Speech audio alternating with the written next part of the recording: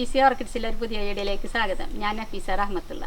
ഇന്നത്തെ നമ്മുടെ വീഡിയോ ഫലനോഫീസ് ഓർക്കിഡുകൾ വളർത്തുന്ന എല്ലാവരും ഏറ്റവും നേരിടുന്ന ഒരു പ്രശ്നമാണ് ഒരു കൂമ്പുചീയൽ രോഗം അല്ലെങ്കിൽ ഒരു അഴുകൽ രോഗം. ആ രോഗത്തിന് എങ്ങനെ ഒരു പരിഹാരം എന്നുള്ളതാണ് നമ്മുടെ ഇന്നത്തെ വീഡിയോ. അപ്പോൾ വീഡിയോയിലേക്ക് പോവാം. ഇതാണ് ഞാൻ പറഞ്ഞ അഴുകൽ രോഗം. ഇതിനാണ് ഇത് പെട്ടെന്ന് നമ്മൾ ഇങ്ങനെ സ്പ്രെഡാവും, എല്ലായിടത്തേക്കും സ്പ്രെഡായിട്ട് ഓരോ ലീഫും ഇങ്ങനെ ഇങ്ങോട്ട് ഇത് കണ്ടപ്പോൾ ഇതുപോലെ ഇങ്ങോട്ട് വരും. എന്നിട്ട് ഇതൊക്കെ ഇങ്ങോട്ട് കൊഴിഞ്ഞു പോകും, കടയിലും എത്തും. പിന്നെ പൂർണ്ണമായിട്ട് ഈ പ്ലാന്റ്സ് കൊണ്ട് നശിച്ചു പോവുകയാണ് സാധാരണ ചെയ്യാറ്. അപ്പോൾ അതിനെ എന്ത് ചെയ്യണമെന്ന് നമുക്ക് നോക്കാം. ആദ്യമായി ഹൈഡ്രജൻ പെറോക്സൈഡ് കൊണ്ട് നമ്മൾ കത്രിക ഒക്കെ ഒന്ന് ക്ലീൻ ആക്കുക. ഓക്കെ, എന്നിട്ട് ഇത് കട്ട് ചെയ്യുക. ഈ ചീച്ചല്ലുള്ളതിൻ്റെ മേൽഭാഗമായിട്ട് കുറച്ചും കൂടി കയറ്റിയിട്ട് നമ്മൾ ഇത് കട്ട് ചെയ്തെടുക്കുക. ഓക്കെ, ഇതുപോലെ കട്ട് ചെയ്തെടുക്കുക. ഈ കട്ട് ചെയ്തത് നമ്മളുടെ പ്ലാന്റ്സിൻ്റെ ഇടയിലോ പരിസരത്തോ ഒന്നും ഇടരുത്. ഇത് ദൂരെ കൊണ്ടുപോയി നശിപ്പിച്ച് കളയണം. ഓക്കെ, ഇത് പെട്ടെന്ന് എല്ലായിടത്തും സ്പ്രെഡ് ആവുന്ന ഒരു അസുഖമാണ്. ഇതാണിപ്പോൾ നമ്മൾ മുറിച്ച ഭാഗം കേട്ടോ. ഓക്കെ, അപ്പോൾ ഇതിവിടെ ഒന്നുമില്ല, നല്ല ക്ലീനായി. ഇനി നമ്മൾ ചെയ്യേണ്ടത് ഇതാ ഈ ഭാഗം നല്ല പോലെ ഇങ്ങനെ തുടച്ചെടുക്കുക.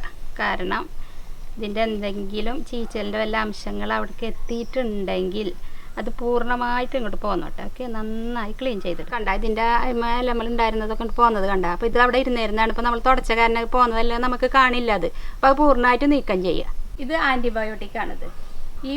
ഈ പ്ലാന്റ്സുകൾക്ക് കൊടുത്താൽ മാത്രമേ ഈ രോഗം പൂർണ്ണമായി നശിച്ചു പോകുള്ളൂ. നമ്മൾ ആദ്യം ഇങ്ങനെ സാഫ് പുരട്ടിയിട്ട് പിന്നെ ഡ്രൈ ആക്കിയൊക്കെ വെച്ചിരുന്നു. പക്ഷേ അത് പിന്നീടും പല പ്ലാന്റ്സിലേക്കും പടർന്ന് വേറെ പ്ലാന്റ്സിൽ ഇത് സ്പ്രെഡ് ചെയ്തിട്ട് വരാറുണ്ട്. അപ്പോൾ അതില്ലാതിരിക്കാൻ വേണ്ടി ഇതോടുകൂടി ഒരു പ്ലാന്റ്സിന് ഇത് വന്നതോടുകൂടി ഇത് പൂർണ്ണമായും മാറിപ്പോവാൻ വേണ്ടിയിട്ടാണ് നമ്മൾ ആൻറ്റിബയോട്ടിക് കൊടുക്കുന്നത്. ഇതിനൊരു നുള്ളാണ് ഇതിൻ്റെ ഒരളവ് കേട്ടോ, അല്ലാണ്ട് വേറെ അളവില്ല. ഒരു നുള്ള് വേണം ഇതിൽ നിന്ന് എടുക്കാൻ. ഇത്ര നുള്ള് മതി.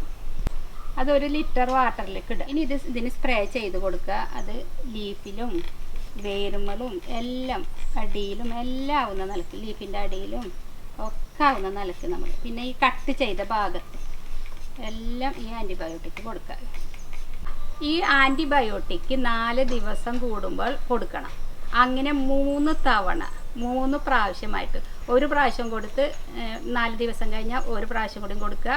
പിന്നെ 4 ദിവസം കൂടി കഴിഞ്ഞാൽ ഒരു പ്രാവശ്യം കൊടുക്കുക. അങ്ങനെ 3 തവണ ആവർത്തിച്ചു കൊണ്ടിരിക്കണം കേട്ടോ.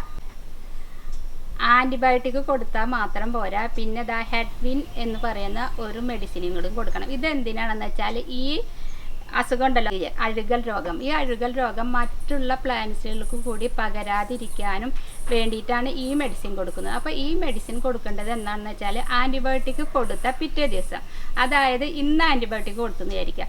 ഇന്ന് ആൻറ്റിബയോട്ടിക് കൊടുത്താൽ നാളെ നമ്മൾ ഈ മെഡിസിൻ കൊടുക്കണം. ഇതിൻ്റെ അളവ് 2 മില്ലി 1 ലിറ്റർ വാട്ടറിൽ സ്പ്രേ ചെയ്ത് കൊടുക്കുക. ഓക്കെ, ഇതേപോലെ തന്നെ സ്പ്രേ ചെയ്ത് കൊടുക്കുക. അത് നാളെയാണ് നമുക്ക് സ്പ്രേ ചെയ്ത് കൊടുക്കാൻ പറ്റുള്ളൂ. അപ്പോൾ ഇന്ന് എനിക്കിതിന് സ്പ്രേ ചെയ്ത് കാണിക്കാൻ പറ്റില്ല. എല്ലാവർക്കും മനസ്സിലായിട്ടുണ്ടാവുമെന്ന് കരുതുന്നു. 4 ദിവസം കൂടുമ്പോൾ 3 തവണ തന്നെ നമ്മൾ ഇതും കൊടുക്കണം കേട്ടോ.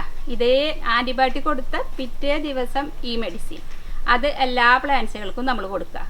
ഓക്കെ, അപ്പോൾ ഈ ആൻറ്റിബയോട്ടിക് കൊടുക്കുമ്പോൾ നമ്മൾ ഈ ഒരു പ്ലാന്റ്സിന് മാത്രം കൊടുത്താൽ മതി. പക്ഷേ ഇത് കൊടുക്കുന്നത് എല്ലാ പ്ലാന്റ്സിനും നമ്മൾക്ക് കൊടുക്കുക, മറ്റുള്ളവർക്കൊന്നും പകരാതിരിക്കാൻ.